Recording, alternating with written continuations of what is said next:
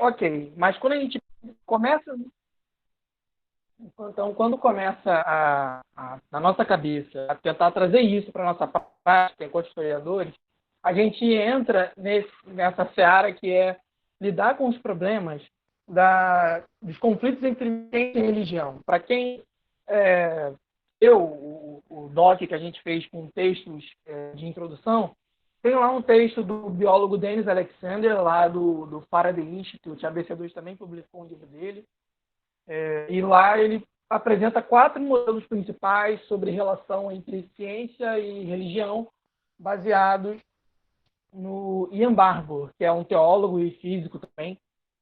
E esse texto é legal depois, para quem não leu, conferir conferir depois da apresentação de hoje, até porque a gente vai ver que esse tipo de modelo de relação entre ciência e religião, ele não é possível uma aplicação genérica dele para toda a história.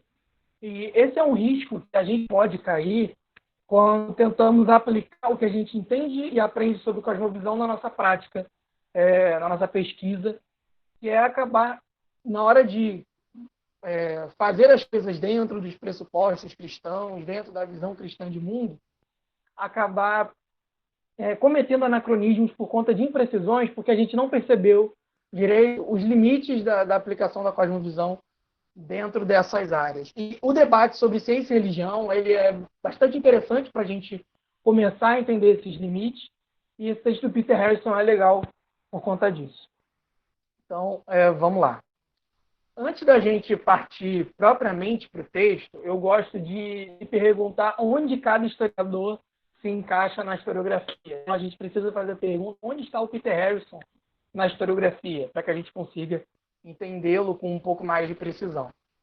Então, aqui está a foto de um artigo que o Peter Harrison cita.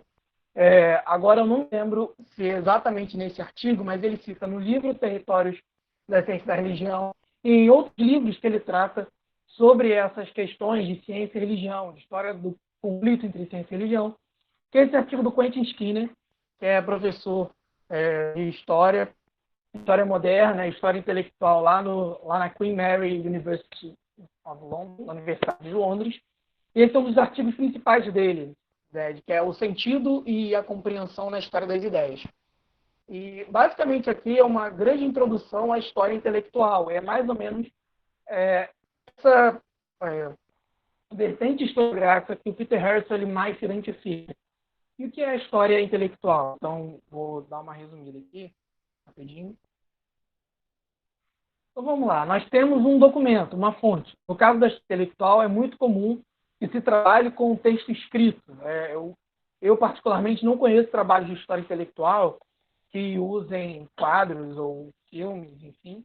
Pode ter, mas eu não conheço. Mas a fonte mais comum é o documento escrito.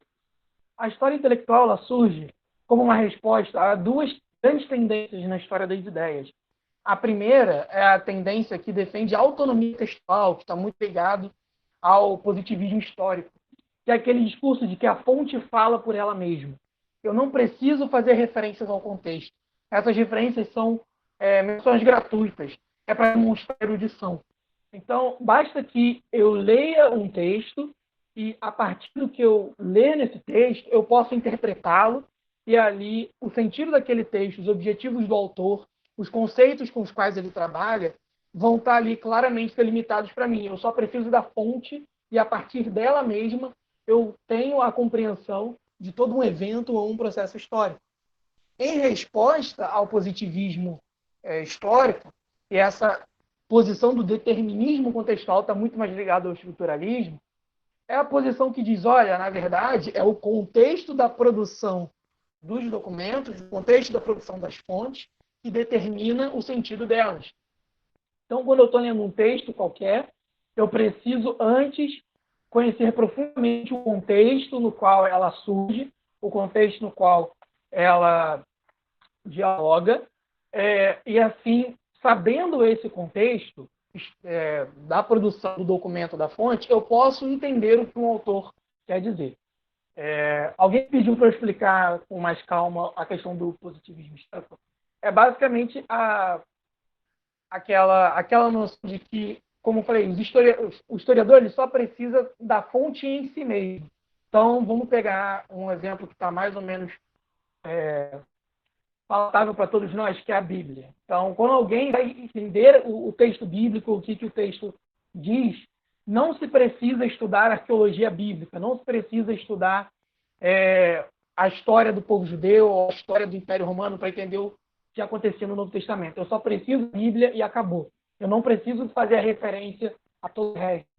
No caso do determinismo contextual, seria o contrário. A menção a todo o resto, a menção a todo o contexto de produção dos textos bíblicos, ela é primordial. Sem ela, eu não consigo entender o texto. Tá claro? Qualquer coisa, comenta aí no chat que no final a gente pode voltar.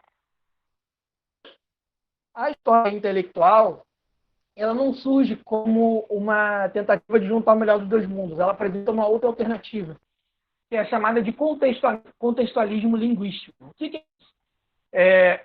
Por exemplo, o pessoal da autonomia textual, do positivismo histórico, eles tentam, por exemplo, quando a gente vai falar sobre política, que é a área do Quentin Skinner, eles só precisam ler Maquiavel para tentar compreender o que Maquiavel disse.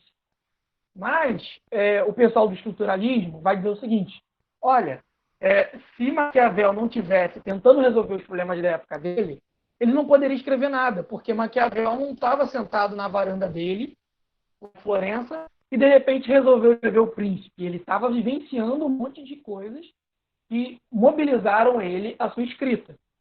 Mas o pessoal do positivismo vai dizer o seguinte: olha, usar só o contexto para tentar entender a produção textual não faz muito sentido, porque se o contexto explica tudo, existiriam 500 Maquiavéis, mas só tem Maquiavel. Então, como a gente explica a especificidade de existir só um Maquiavel, de existir só um apóstolo Paulo, de existir só um Cervantes, só um Shakespeare e por aí vai? A história intelectual, ela tenta responder essa pergunta, porque ela enxerga tanto na autonomia textual quanto no determinismo contextual falhas. E o que a história intelectual diz?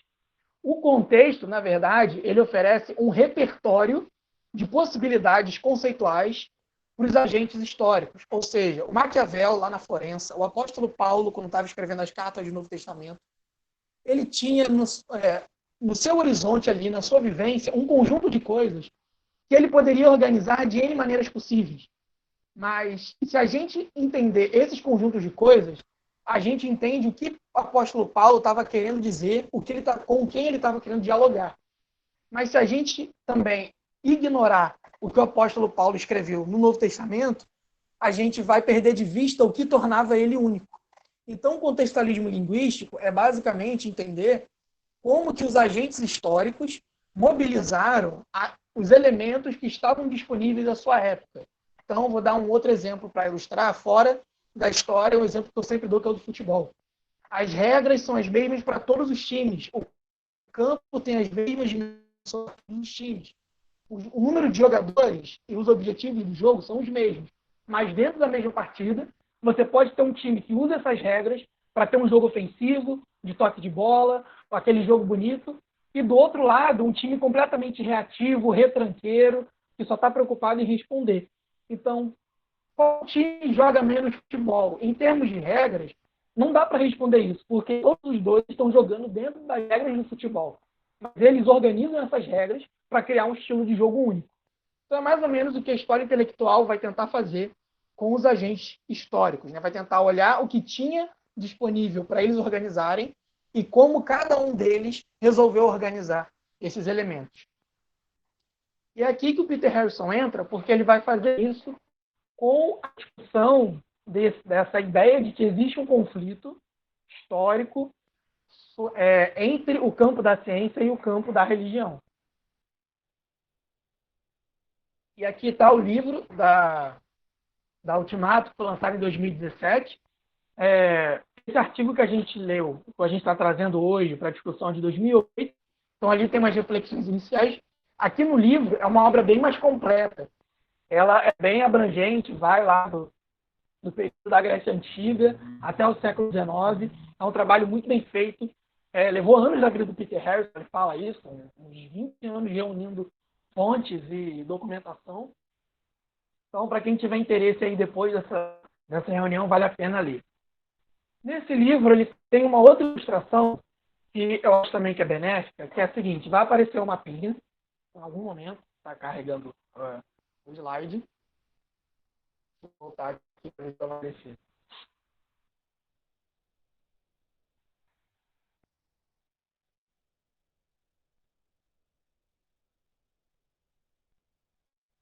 Foi, apareceu um mapinha. Então, esse mapinha é o do que a gente chamaria hoje do Oriente Próximo, que ali tem Israel, Egito, Jordânia, Arábia Saudita, enfim. Então, o Peter Harrison sugere o seguinte: vamos imaginar que algum historiador hoje estivesse olhando para esse mapa e dissesse que os conflitos entre Israel e Egito, por exemplo, estão presentes na história desde o século XVI, que é o período desse mapa, que é uma tapeçaria turca, porque nesse mapa a gente vê ali descritos os territórios da Judéia, de Israel, e os territórios do Egito. Então, o Peter Harrison vai se questionar o seguinte: olha, de fato, existe um espaço geográfico que a gente chama de Egito e que a gente chama de Israel. Mas a maneira como as pessoas entendiam esse espaço, a maneira que as instituições ali presentes, as instituições políticas, governamentais, enfim, se organizavam ali, não são as mesmas do Egito moderno, do Estado de Israel moderno. Então, o que ele sugere? Quando uma pessoa afirma isso, é como se ela viesse com os mapas contemporâneos, como se ela tivesse dado o print do Google Maps e colocado aí em cima do mapa do Oriente Próximo do século XVI. O print ainda está carregando aqui na tela, porque do slide já foi. Então, está aí. E é como se esse historiador tivesse essa prática, olhasse para o Google Maps e olhasse para esse mapa, e porque ele encontra os mesmos territórios, ele presumisse que as relações das pessoas nesses territórios sempre foi igual. Então, agora já indo para o nosso texto, a conclusão do Peter Harrison no livro da Ultimato, isso na introdução, ele diz o seguinte: o que se segue dessas considerações é que distorcemos o passado se aplicarmos acriticamente nossas categorias atuais a atividades passadas que teriam sido conceituadas por quem nelas se envolvesse de maneira bem distinta. E falando dessa questão de conceituar de maneira distinta as atividades do passado, aqui tem um exemplo clássico de anacronismo dentro da história da ciência. Então, essa é uma das maiores obras que comete esse erro do George Sutton, que é essa coleção de 4 volumes, não, são 9 volumes de introdução à história da ciência que o Peter Harrison menciona no artigo que a gente está debatendo hoje, porque nessa coleção aparece esse modelo, que vai carregar no slide, que a gente mal ou bem já ouviu falar sobre a história da ciência. Então, a gente tem um gráfico aí que o nosso eixo Y tem aí a quantidade de avanços científicos no eixo vertical, e o eixo horizontal, o eixo X, é o passar dos anos, o passar dos milênios. Então, a ideia é de que a ciência, tudo isso que está colorido, começa lá no ano 1000 a.C., com as grandes civilizações antigas, com os egípcios, e ela cresce até a civilização romana, mas com o crescimento do cristianismo na Idade Média, até o período da Renascença, existe um grande buraco deixado pela Idade das Trevas cristã, que a Idade Média, por ser um período que a religião dominava todas as coisas, que a igreja era a senhora de tudo, a ciência não se desenvolveu. As pessoas ficaram preocupadas com a espiritualidade, com as questões místicas e racionais, e a ciência sofreu um atraso que só a Renascença veio corrigir. Então, esse é um modelo de explicação tradicional da história da ciência que, como a gente vai perceber, é permeado de anacronismo. O Peter Harrison tenta responder esse modelo no artigo e no livro que a ABC2 traduziu. Então, em resposta à historiografia tradicional da ciência, a primeira coisa que o Peter Harrison tenta fazer é desnaturalizar paradigmas contemporâneos. O que ele quer dizer? Bem simples, dizer que a maneira como entendemos os termos ciência e religião hoje, elas nunca foram as mesmas ao longo da história. Então, a gente não pode assumir que elas são naturais. Quando eu estou falando de ciência, eu preciso entender como que isso se aplica, se é que se aplica, para cada período histórico. E, por consequência desse primeiro ponto, o que o Peter Harrison pretende é fazer uma contextualização do uso dos termos ciência e religião, ou seja, apontar quais são as maneiras mais apropriadas de aplicar esses termos, esses conceitos no estudo histórico. Indo para o texto propriamente dito, vamos olhar agora rapidamente para a história do termo ciência. A primeira coisa que ele apresenta é que o sentido atual de ciência ele surge no século XIX. Inclusive, no livro que a ABC traduziu, ele vai demonstrar como que a palavra cientista ela só vai surgir nesses debates que começam com essas figuras que aparecem no slide, que estão buscando uma profissionalização da ciência. Uma ciência que surge como um campo disciplinar acadêmico específico, que ela tem de se desvincular da autoridade dos clérigos, porque como a igreja anglicana é uma igreja do Estado, na Inglaterra ainda hoje tem padres ou bispos, enfim, que são físicos, que são químicos, mas no século XIX isso era muito mais. Então, nós temos aí o Thomas Huxley, que foi a figura primordial, ele que cunha o termo agnóstico, ele se declarava agnóstico, e ele é uma das pessoas que vai pegar a teoria do Darwin, de evolução da vida, para tentar dizer que essa teoria era suficiente para romper com as explicações religiosas da origem da vida. E, portanto, seria necessário uma separação do campo científico do campo religioso, porque apenas o campo científico tendo autonomia própria, a humanidade poderia avançar em novas descobertas, em novas conquistas tecnológicas, enfim. E por conta dessa defesa, da separação entre a separação da ciência, entre aspas, profissional, que surgia do domínio clerical, começa-se a produzir uma série de textos que defendem que desde o início da história da humanidade, da história do Ocidente, ciência e religião eram dois campos distintos, claramente identificáveis, eram duas entidades que viveram sempre em conflito. Então, temos dois historiadores aí, John William Draper e Andrew Dickson White. Eles escrevem dois livros que ficaram muito famosos. O livro do John William Draper, se eu não me engano, é A História do Conflito entre Religião e Ciência no Ocidente. E o do Andrew Dickson White é a história do conflito entre teologia e ciência na cristandade. Então aqui surgem vários mitos, como Galileu foi preso, de que a igreja proibia a autópsia, enfim, várias outras coisas, para justificar esse mito do conflito permanente. Tá? Teve uma pergunta aí nos comentários sobre o conflito, eu não consegui olhar, depois no final eu vejo com calma, mas é importante a gente situações de conflito entre ciência e religião, ou depois a gente vai ver, entre filosofia natural e teologia. São os termos mais precisos. Mas o que surge no século XIX é a tese do conflito permanente, de que religião e ciência sempre estiveram em conflito, de que são irreconciliáveis, o que é uma inverdade. Então, passando aí, como eu já dei a dica, os estudos da natureza, antes do século XIX, eles eram conhecidos por outro nome. Normalmente era filosofia natural ou história natural, que se chamavam essas disciplinas que buscavam compreender como a natureza funcionava.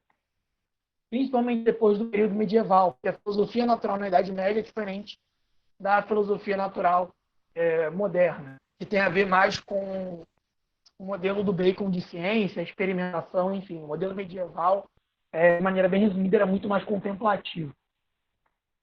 Essas duas disciplinas, mesmo no período moderno, elas tinham uma forte base conceitual religiosa. O que eu quero dizer com isso? O cristianismo como um todo, seja ele no protestantismo ou no catolicismo, ele forneceu uma base conceitual na qual esses filósofos naturais ou historiadores naturais, por assim dizer, usaram para justificar a sua prática de estudos e também para entender como o mundo funcionava. Por exemplo, no artigo, Peter Harrison ele cita o Kepler, dizendo que gostaria de ser teólogo, mas descobriu que ser astrônomo também agradaria a Deus. Ou o Robert Boyle, lá da Royal Society, que dizia que a filosofia experimental era um ato de louvor a Deus, tal qual as pregações, os sermões ou as orações. Enfim, a base conceitual era profundamente religiosa, e aqui também deixar claro, isso não significa que todas essas pessoas elas eram cristãos profundamente devotos, mas de que, para justificar as suas práticas e também de uma maneira para fazer sentido do mundo que elas estavam estudando, foi dentro de conceitos teológicos que elas encontraram uma espécie de fator impulsionador para esses estudos e para justificá-los como campos legítimos, porque uma coisa que a história tradicional da ciência não considera é a questão das tentativas e erros ao longo da história da ciência. Normalmente se pensa numa evolução em que sempre coisas novas são descobertas e todo mundo concorda com os novos paradigmas, e isso não é uma verdade histórica. Então, ainda sobre filosofia e história natural, estas não se enquadrariam na definição contemporânea de ciência. Vai aparecer o ponto aí no slide a qualquer momento. No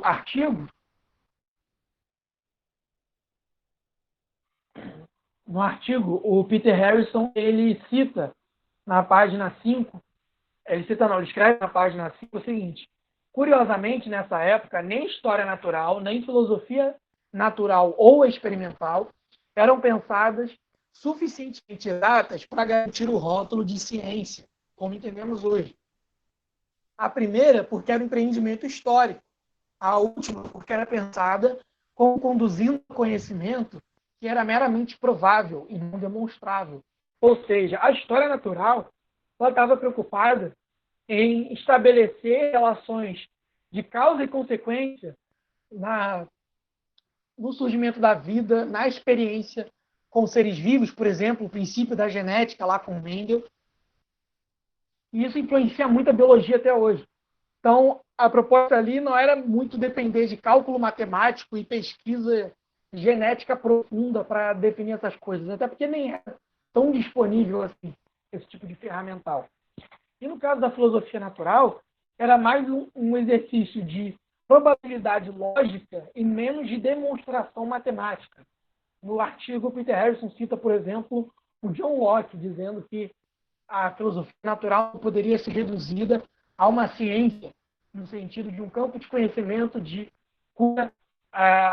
cuja abordagem se baseava exclusivamente na matemática.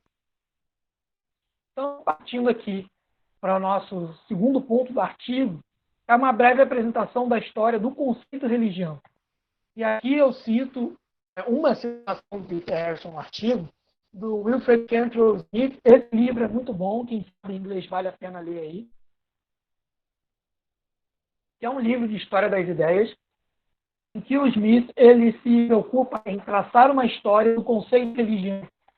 E a conclusão dele é de que o conceito de religião se desenvolveu no Ocidente. Ou seja, a ideia de religião, como conhecemos hoje, ela é exclusivamente ocidental. Sua evolução inclui um vasto desenvolvimento que pode ser denominado processo de reificação, transformar mentalmente a religião em um objeto e gradualmente concebê-lo como uma entidade sistemática objetiva. O que ele quer dizer com isso? Então, o que a gente vai ver é que, por exemplo, o Smith ele aponta isso no livro dele, o Peter Harrison concorda, e no livro que a BC2 traduziu tem muito mais exemplos do que no artigo, de que o sentido medieval de religião, que era prioritariamente qualificado como piedade ou devoção, com a modernidade ele é substituído por um sentido proposicional ou institucional. O que significa? Não quer dizer que não havia, por exemplo, discussão doutrinária no cristianismo antigo. Era óbvio que existia. Mas a definição do conceito de religião estava muito mais ligada à piedade e à devoção pessoal. A questão doutrinária ela não era referida pelo termo religião. normalmente era um outro termo, como, por exemplo, a sã doutrina ou a sacra doutrina. Mas com a modernidade, principalmente com os debates confessionais entre as diversas tradições protestantes e entre protestantes e católicos, começa ali uma busca por qual religião é aquela puramente verdadeira no sentido lógico, no sentido dogmático, no sentido doutrinário. Então, por exemplo, surgem alguns tratados em que se fala da religião dos congregacionais, da religião dos presbiterianos, da religião dos batistas. E a gente hoje não chamaria de religião, chamaria de denominação.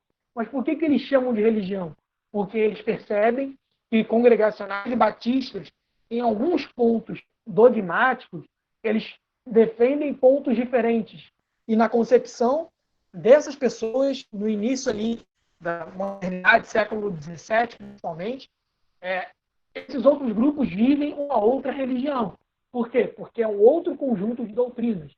E essa questão de transformar a religião prioritariamente num conjunto de doutrinas e instituições que defendem essas doutrinas é um fenômeno moderno. Esse novo entendimento de religião vai permitir o surgimento do conceito de religiões. Por quê? Porque se o cristianismo ele é uma religião que é de natureza prioritariamente lógica, proposicional, então, quando com as expansões e as grandes navegações, os europeus vão tendo contato com outros grupos e as suas práticas religiosas, eles vão tentar comparar o cristianismo com o judaísmo, com o islamismo, com o budismo, enfim, como se essas outras religiões, aqui eu estou usando religião no sentido mais abrangente possível, elas existissem de maneira similar ao cristianismo ocidental moderno. Tá? E aqui marcando para dizer já que, obviamente, se essa comparação fosse feita com o cristianismo antigo, as conclusões seriam completamente distintas. Então, existe essa transposição do ideal europeu, do que seria a religião verdadeira, para as outras religiões e como elas funcionam. E isso gera alguns problemas. Por quê?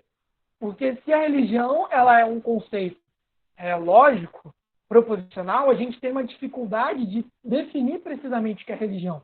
Primeiro porque, como eu já dei a dica, existem vários grupos religiosos, como a das grandes religiões, cristianismo, judaísmo, budismo, enfim.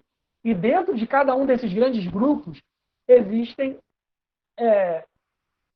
diversos segmentos, diversas capilaridades ali de grupos distintos. Então, por exemplo, se eu for perguntar para um católico, um pentecostal e um presbiteriano sobre o que é religião, embora eles sejam todos cristãos e tenham alguns elementos ali de coerência, a gente vai ver nas definições elementos distintos, que estão muito ligados a características de cada uma dessas tradições. Então, começa pela dificuldade de definir precisamente o que é religião. E o segundo ponto é que essa definição moderna ela tende a reduzir religião apenas aos aspectos cognitivos e intelectuais. Então, quando a gente fala hoje, por exemplo, que um budista é religioso ou um cristão é religioso, a gente vai perceber dentro de grandes opositores modernos, tanto do budismo quanto da teologia cristã, e essa definição é problemática. Dentro do cristianismo, a gente pode citar Hidden Lubac, Dietrich Bonhoeffer, Karl Barth, Tim Keller, mas para os evangélicos agora está tendo mais apelo. São pessoas que dizem que ser cristão não é uma religião. Então, quando a gente trabalha com esse conceito de religião, está ligado às instituições e às doutrinas no sentido meramente lógico, ignorando os outros aspectos culturais, afetivos, enfim, a gente está tendo uma visão reducionista da religião e, por conseguinte, do papel dela na sociedade e na história. Então, algumas conclusões que o Peter Harrison traz sobre esse embate. O primeiro é que as categorias ciência e religião, como entendidas hoje, elas são fruto de mudanças dos últimos 300 anos de história. Então, a gente não pode sair aplicando de maneira genérica, quando a gente vai falar sobre a nossa cosmovisão dentro do campo científico, a gente tem que tomar esse cuidado para não tentar comprar essa narrativa do mito permanente.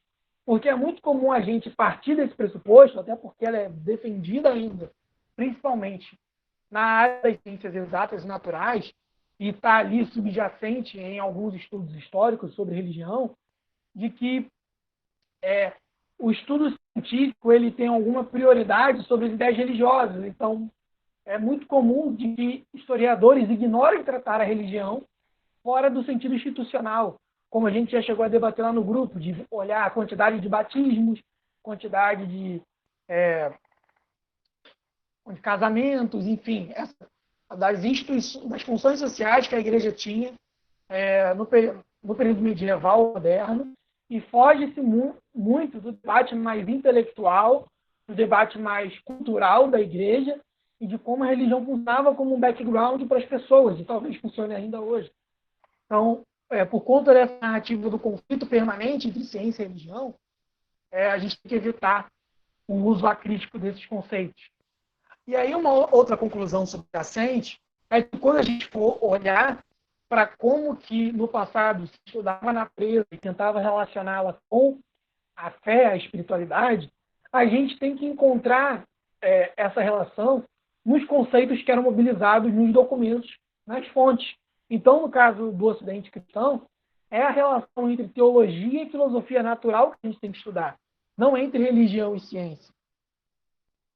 E aí a gente usa isso para concluir o seguinte, beleza, alguém poderia perguntar, então é só a gente dizer que ciência e religião tinham uma relação complexa no passado, que isso não era tão simples. Na verdade, o ponto não é esse.